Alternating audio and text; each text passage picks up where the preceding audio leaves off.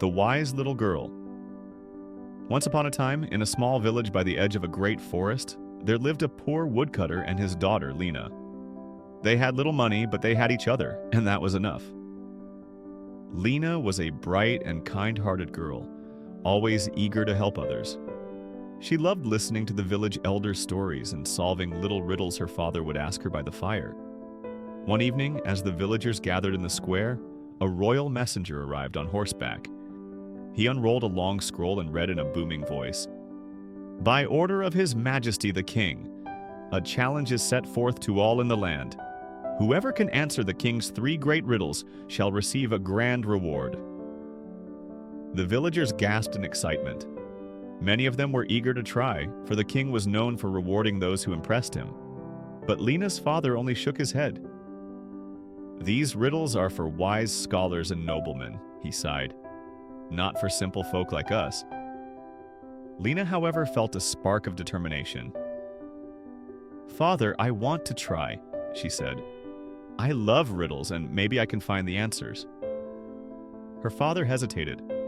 "The king's palace is far, and his questions will not be easy." "I will be careful," Lina promised, "and if I fail, at least I will have tried." Seeing the determination in her eyes, her father sighed and kissed her forehead. "Go, my child, but remember, wisdom and kindness will always be your greatest strengths." The next morning, Lina set off for the castle. She walked through the forest, across rolling hills, and past grand estates, until at last she reached the towering gates of the palace. The royal courtyard was filled with important-looking people, merchants in fine robes, scholars with thick books, and noblemen whispering among themselves. Lina, in her simple dress and worn shoes, looked small among them, but she stepped forward bravely. The king sat on his golden throne, watching the gathered crowd with interest. He had a long beard and kind but sharp eyes.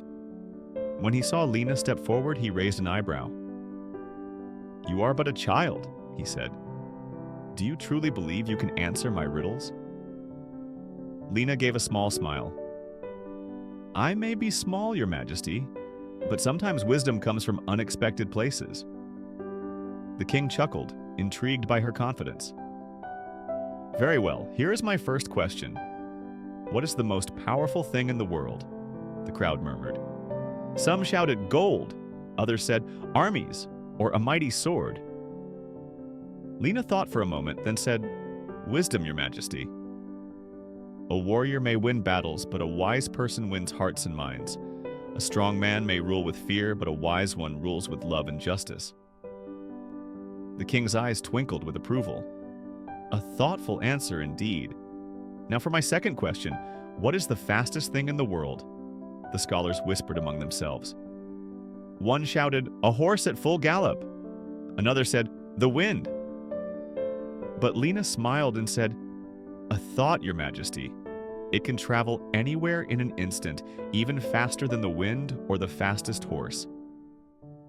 The king nodded, clearly impressed. "You are a clever girl.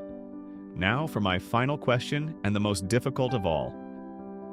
What is the most precious thing in the world?" The nobleman shouted, "Gold." "Diamonds." "A kingdom." But Lina did not hesitate. She looked up at the king and said, "Kindness." "Gold and jewels may shine, but kindness warms the heart and lasts forever. Without kindness, wealth means nothing." A hush fell over the court. The king sat back in his throne, stroking his beard. Then he stood and clapped his hands. "Well spoken, little one. You have answered wisely and with a kind heart. Truly, you are wiser than many who stand before me." The king turned to his servants. "Bring forth the reward." A chest of gold was brought before Lina, but she only looked at it for a moment before turning back to the king. "Your Majesty, I thank you, but I did not come for gold," she said. "I only wish to try my best." The king laughed warmly. "Then that proves you are wiser still.